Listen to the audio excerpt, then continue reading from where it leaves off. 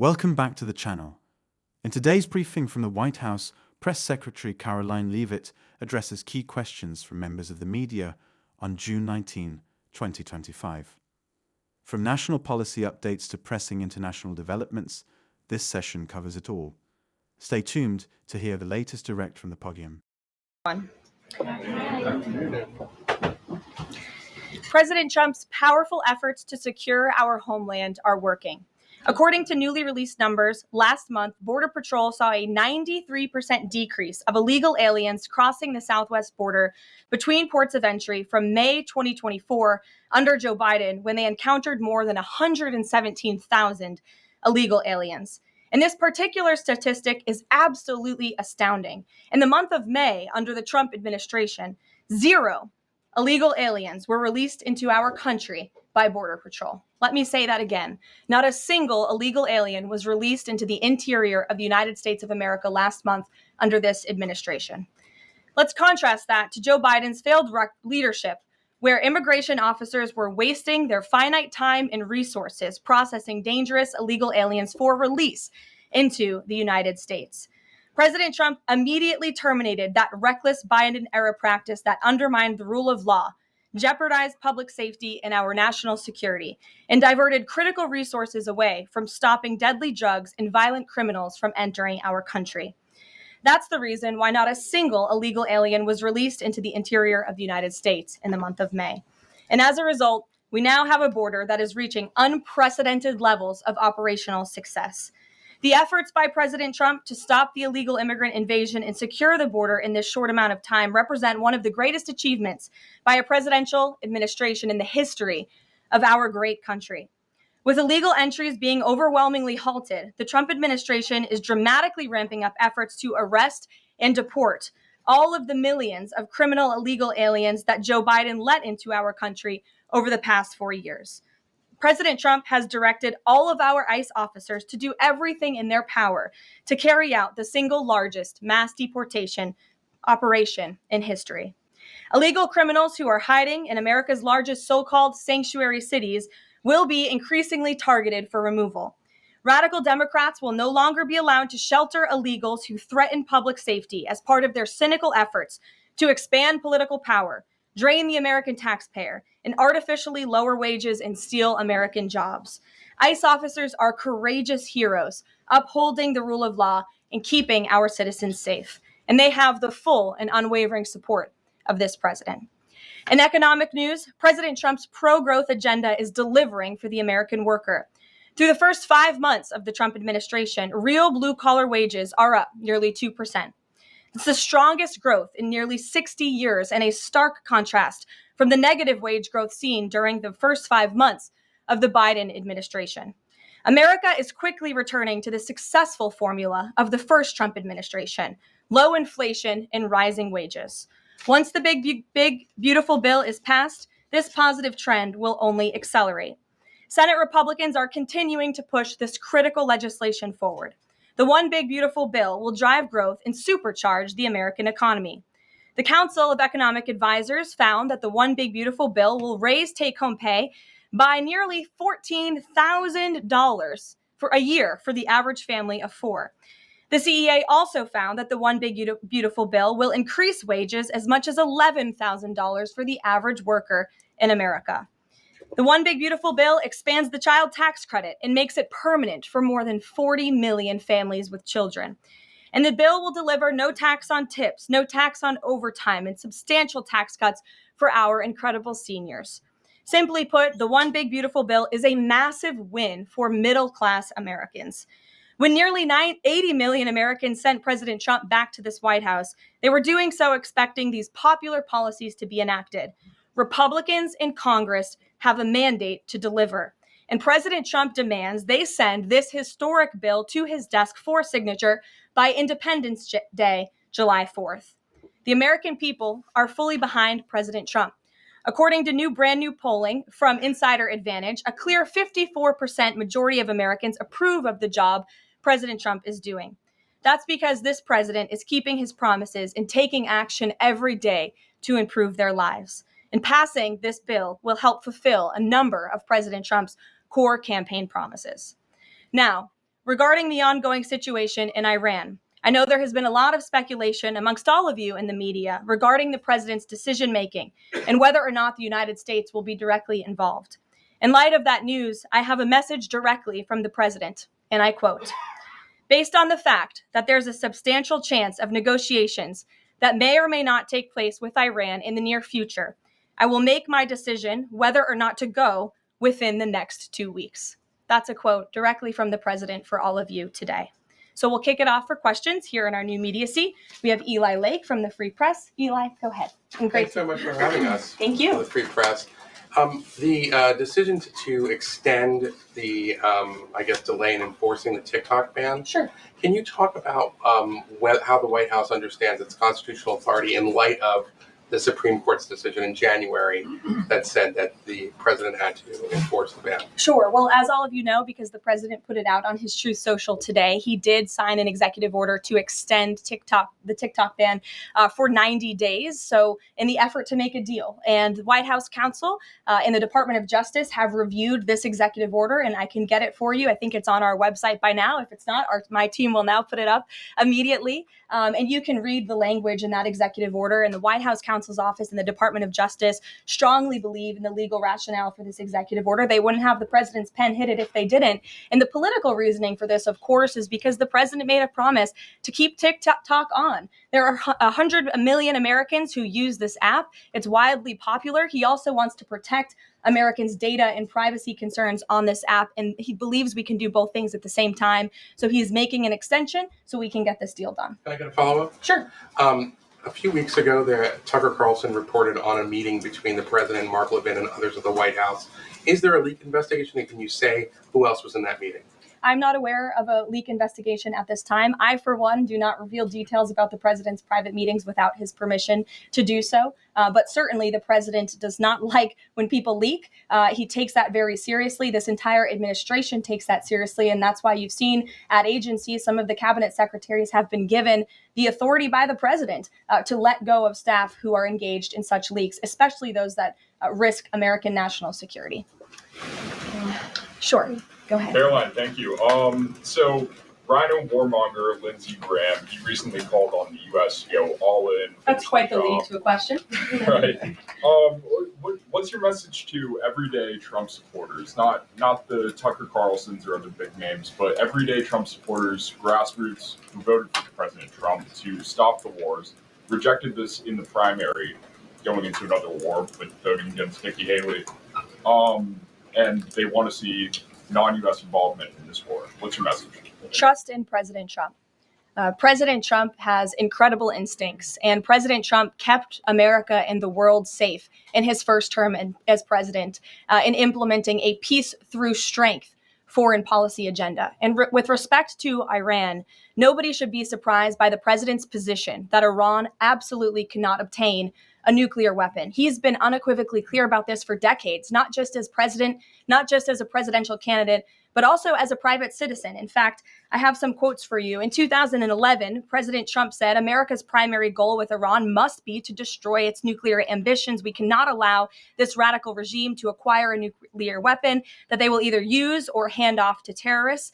In 2015, the president said, "The problem is that Iran poses an existential threat to Israel, our Middle Eastern allies, and the United States." And of course, the president has repeated that in his first term as president and his second term as president as well. That's why he was adamantly opposed to the disastrous Iranian nuclear agreement that was implemented by President Obama. And it's why he has given great latitude and given a lot of effort to achieving a diplomatic solution. But he's been very clear. Iran went for 60 days when he gave them that 60-day warning without coming to the table. On day 61, Israel took action against Iran. And as I just told you from the president directly, he will make a decision within 2 weeks. A follow-up? Sure. Go ahead, Natalie. Thanks, Caroline. Can you confirm whether Steve Witkoff has been in touch with the Iranian foreign minister? And does Witkoff plan to go to Geneva tomorrow for talks? I am not tracking that on Mr. Witkoff's travel schedule, but I can certainly check in with him to be sure. As for correspondence between the United States and the Iranians, I can confirm that correspondence has continued. As you know, we were engaged with 6 rounds of negotiations with them in both indirect and direct ways. Thanks, Kelly. Just to clarify the president's statement just now, when he says that he'll make a decision in the next 2 weeks, is he saying that if Iran does not come back to the negotiating table within the next 2 weeks, that the president will strike? The president is saying that he will make a decision whether or not to go within the next 2 weeks. It's very clear and direct. And is he seeing any signs of progress? He obviously is holding out hope for negotiations, but is he seeing any inklings of progress that give him that hope that talks are still possible? Well, that's why he said in the statement that I just read for all of you, based on the fact that there's a substantial chance of negotiations that may or may not take place with Iran in the near future, he will make that decision within the next 2 weeks. What makes him think there's still a substantial chance is my question. I'm not going to get into the reasoning and the rationale. The president believes that, but that's his position, and he will make a decision within the next 2 weeks. Karoline. Sure. Thanks, Karoline. President Trump has said previously in regard to Russia, he's used this phrase about 2 weeks several times in terms of like, we expect like a 2-week deadline and then you give another 2-week deadline. How can we be sure that he's going to stick to this one on making a decision on Iran? Well, in those deadlines, as you've seen in respect to Russia, Ukraine, might I add, these are two very different, complicated global conflicts, as you know, that the president inherited from our previous incompetent president in the weakness of the previous administration. And the president has spent a tremendous amount of time and effort cleaning up these crises that were caused by the last administration's just complete dereliction of duty on the world stage and American weakness. Now we have American strength again. With respect to Russia and Ukraine, because of that American strength and the president's leadership, we have seen these two sides engage in direct negotiations. And the last time the president said 2 weeks, you saw Russia and Ukraine have direct negotiations for the first time in years. And so the president is always interested in a diplomatic solution to the problems and the global conflicts in this world. Again, he is a peacemaker in chief. He is the peace through strength president. And so if there's a chance for diplomacy, the president's always going to grab it. But he's not afraid to use strength as well, I will add. Francesca. Thanks, Caroline. What exactly would a deal with Iran need to entail? No enrichment of a uranium, and it would absolutely not. Iran is not absolutely not able to achieve a nuclear weapon. The president has been very clear about that. And by the way, the deal that Special Envoy Witkoff proposed to the Iranians was both realistic and acceptable within its terms, and that's why the president is sent that deal to them. To follow up on what you told Natalie, are the talks that the United States is currently having with Iran direct, or are those through intermediaries? And if so, which countries are acting as the intermediary right now? Out of respect for the ongoing discussions and negotiations, I am not going to get into the details of them. We've provided you confirmation for now. Go ahead. Sure. And then behind you too. Oh, okay. So thanks. Sorry. On the topic of negotiations and talks, does the president have any hopes or specific expectations for the talks tomorrow between European foreign secretaries and their Iranian counterpart? Well, certainly the entire world is on the president's side when it comes to the fact that Iran cannot obtain a nuclear weapon. This is something that pretty much all of humanity, except for the Iranian terrorist regime themselves, agree upon. And so the president expects that Europe will deliver that message directly to the Iranians. Why does President Trump believe that this 90-day extension on TikTok will provide more runway, perhaps, than the previous extensions that haven't led to a divestment deal? Because it's more time to make a good deal. Simple question. Dasha? Thank you so much. I know things are going day by day right now. The president wants maximum optionality. Is the possibility of the U.S. getting involved in regime change in Iran at all on the table at this point? And then I have one on- Sure. The president's top priority right now is ensuring that Iran cannot obtain a nuclear weapon and providing peace and stability in the Middle East. And on Medicaid, Caroline, Sure. The Senate put forward Medicaid provisions, particularly a lower cap on state provider taxes that hospitals have said would lead to mass closures, particularly in rural communities. Is the president willing to sign a bill that includes those provisions that Republican senators like Josh Hawley say will lead to hospital closures? Out of respect for the ongoing discussions that the White House is very much actively involved in with our friends in the United States Senate, I won't comment on that specific provision. Look, the bill hasn't been sent to the president's desk yet. There's more room for change. The president, for one, I will reiterate, has been very clear on his priorities with respect to Medicaid. He wants to see waste, fraud, and abuse ridden from the system to protect it for tax-paying citizens who deserve those much-needed benefits. He wants to prioritize the sick, the needy, the poor in this country who deserve those benefits, not the 1.4 million illegal aliens who are receiving them. And he wants to make sure this one big, beautiful bill kicks those illegal aliens off of this program to preserve it and protect it and strengthen it for the American people. And the president has been very clear in that message to his friends in the Senate. Jackie. Thank you, Caroline. Sure. Logistically, if the Iranians are getting to Geneva, does that mean they found a way to get to the White House? I am not going to get into hypotheticals, but as you heard from the president yesterday, they have expressed interest in doing so. There's a lot of pressure on the president to come to the aid of Israel. There's a lot of pressure on him to finish the job with force. How is he balancing the concern that if he doesn't choose to do that, that it would send a message to Xi Jinping about the U.S. commitment to Taiwan? Well, the president enjoys a very respectful and cordial relationship with China's president. He has long maintained that, even in his first term. And China and the United States share many strategic interests, both in terms of economics and also, of course, global affairs and foreign policy as well.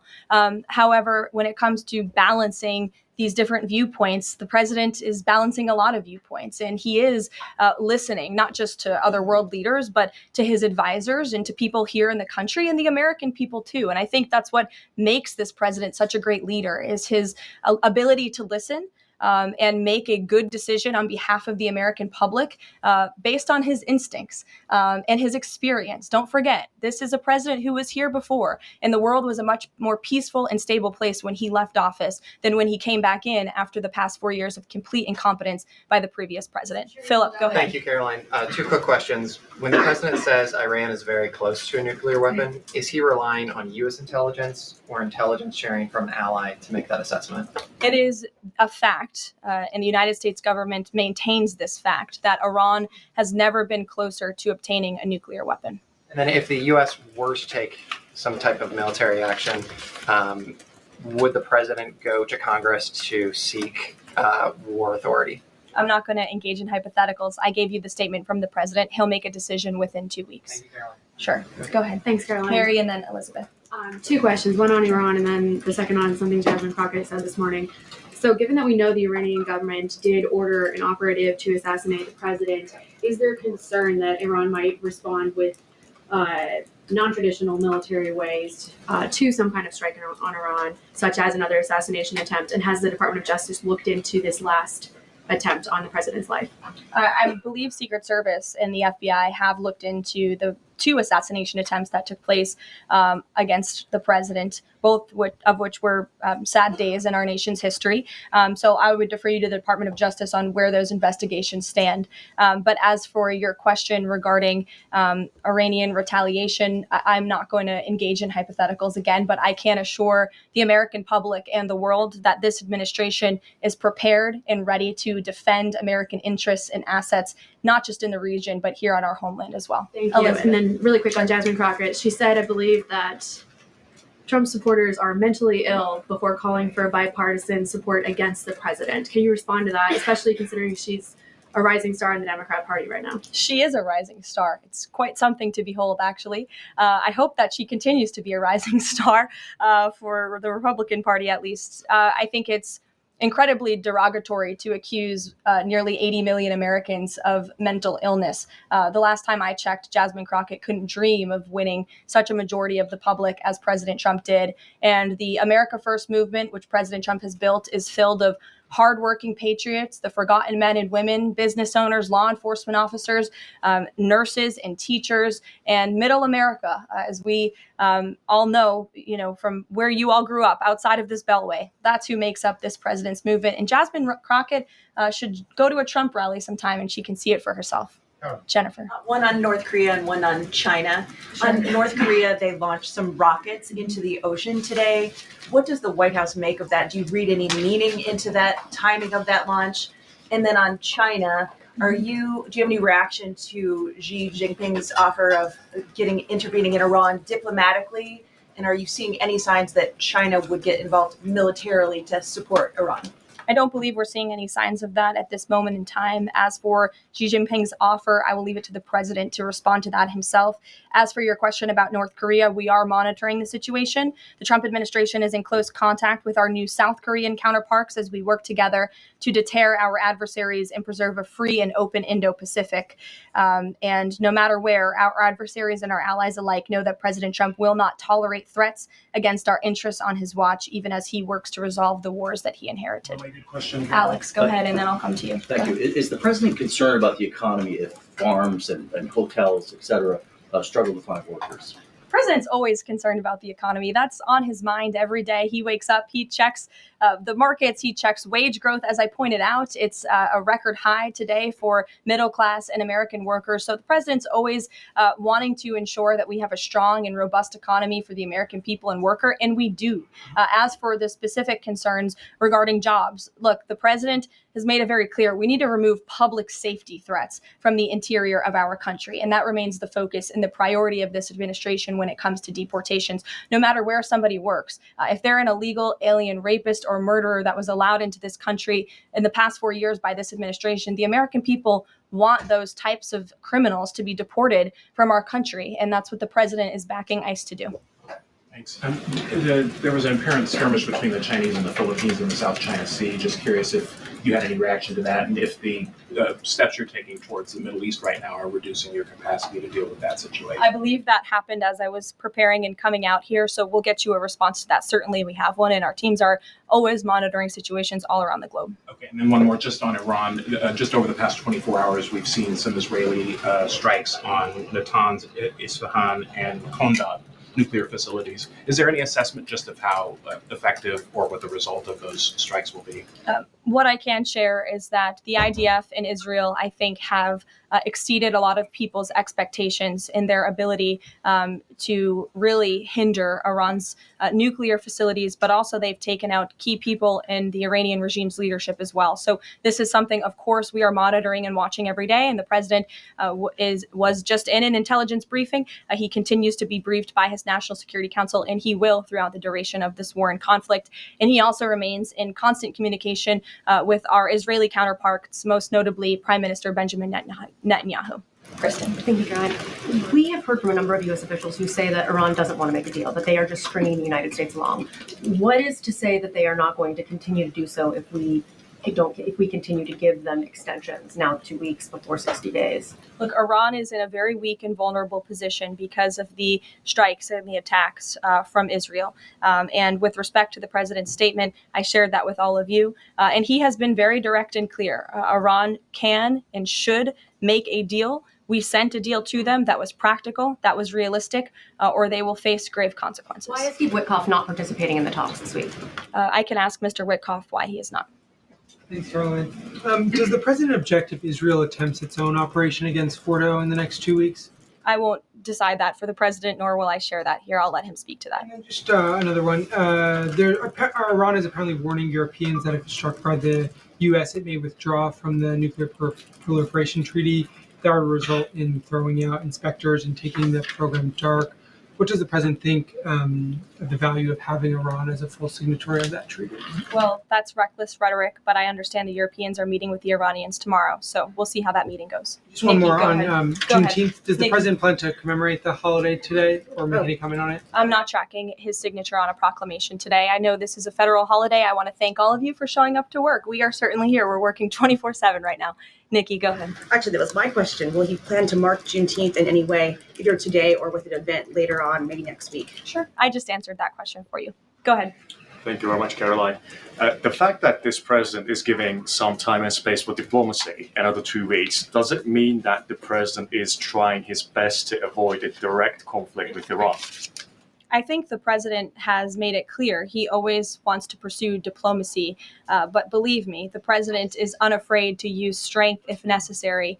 And Iran and the entire world should know that the United States military is the strongest and most lethal fighting force in the world. And we have capabilities that no other country on this planet possesses. Owen. Caroline, good afternoon. The Supreme Court, as you know, has upheld Tennessee's ban on transgender medical procedures for minors, puberty blockers, hormone therapy, etc. The White House reaction to that, please. It's a huge victory for America's children, and it's obviously something this administration believes strongly in, that young minor children should not be allowed to be subjected to chemical castration and mutilation. The president himself has taken very strong orders, or has signed very strong executive orders on this, and we are grateful for Tennessee's efforts to protect our children, and we are grateful the Supreme Court ruled on the side of the law, but also on the side of protecting America's innocent children. Elizabeth, go ahead. Sorry, I skipped you earlier. Okay, thank you so much. Secretary of State Marco Rubio announced new vetting procedures on student visas. Will this serve as a model for vetting other foreign visas? For all foreign visas, yes. As you know, the president signed an executive order. I think it was one of the first he signed in the first week to strengthen our vetting requirements and our vetting system here in the United States for all visas. He directed the Secretary of State to do that. There was a pause in some of that vetting, as you all know, recently, especially with respect to students from some certain countries. But the vetting has continued, and it's stronger than ever before. As for specifics on how the vetting process has changed, I would defer you to the Department of State. As you know, they're in charge of things like that. Thank you. To what extent is this 2-week delay with Iran the result of interventions by the likes of Tucker Carlson, Marjorie Taylor Greene, or the entreaties of European leaders who want a de-escalation? Look, the president hears all voices across the country, and he makes decisions based on his instincts. And he has always said diplomacy is his first option. And is he still planning to attend the NATO summit next week? He is, yes. We will be departing from Washington on Monday morning, and hopefully we'll see some of you there. Kayla. Thanks, Caroline.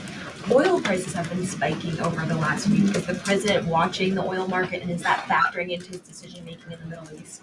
Again, as I said to, I think, Alex's question previously, the president is always watching, and this administration is doing more than any in history to bring oil prices and gas prices here at home down for the American public. They have been plummeting since President Trump's inauguration because of the executive action and the federal action this administration has taken on the home front. But yes, of course, he's paying attention and monitoring that. But as for whether it's weighing into his decision, there's a number of factors that, of course, are. And as I said, he will make that decision in the next 2 weeks. Can't reiterate that enough. Ouija. Caroline, thank you. With regard to a potential deal, Iran has said it will not negotiate under duress. Does the president believe there should be a ceasefire in these next 2 weeks as the U.S. tries to broker a deal? That's not what he said in the statement he dictated to me, so I won't get ahead of the president or add anything additional to the statement that he gave me the liberty to share with all of you. And then just to follow up on how close Iran is to a nuclear weapon, can you clarify when the president said a few weeks away, did he mean obtaining enough enriched uranium to start building a weapon, or did he mean Iran is a few weeks away from completing the production of a weapon? I'm glad you asked that, Ouija. It's an important question, and it's one, frankly, the media has been getting wrong. Let's be very clear. Iran has all that it needs to achieve a nuclear weapon. All they need is a decision from the supreme leader to do that. And it would take a couple of weeks to complete the production of that weapon, which would, of course, pose an existential threat not just to Israel, but to the United States and to the entire world.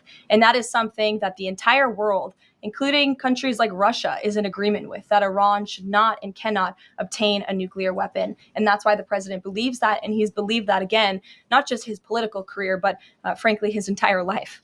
So it Michael. sounds like it's the former, just to be clear. Correct. They have the components. Okay, Correct. thank you. Michael. Caroline, as we look forward to the NATO summit next week, Spain right now is threatening not to oblige the president's request for all NATO countries to spend at least 5% of their GDP. Does the president take issue with this, with Spain right now? I didn't see Spain's comments. I'll make sure the president sees them, and I can assure you he wants to see all European countries pay their fair share and meet that 5% threshold. It's only fair considering the American taxpayers have given a significant chunk of money to the tune of billions of dollars to support our mutual interests and our assured defense. So I will let him speak to that, but he's made his priorities for our European allies quite clear, including Spain. Thank you, Caroline. One last question. When it comes to the president's position on foreign policy in general, is there a phrase that the White House has coined? Is there a Trump doctrine? Does the president like to talk about this? Anyone here in the White House talking about this? And if so, if there is something akin to a Trump doctrine, how would you define it? America first, always. And with that, I think I'll leave you. I know there's a lot of news in the world right now. As you know, our team is always here to answer your questions. And the president, I am sure, will take more questions from you guys at some point this week, as he always does, in the effort of transparency. I appreciate your being here on a federal holiday, and we'll see you later. Thank you. Thanks, Caroline. That wraps up today's press briefing with Press Secretary Karoline Leavitt, recorded on June 19, 2025. Be sure to like, comment, and subscribe for more real-time political updates, press room coverage, and in-depth analysis. Thanks for watching. And as always, stay informed.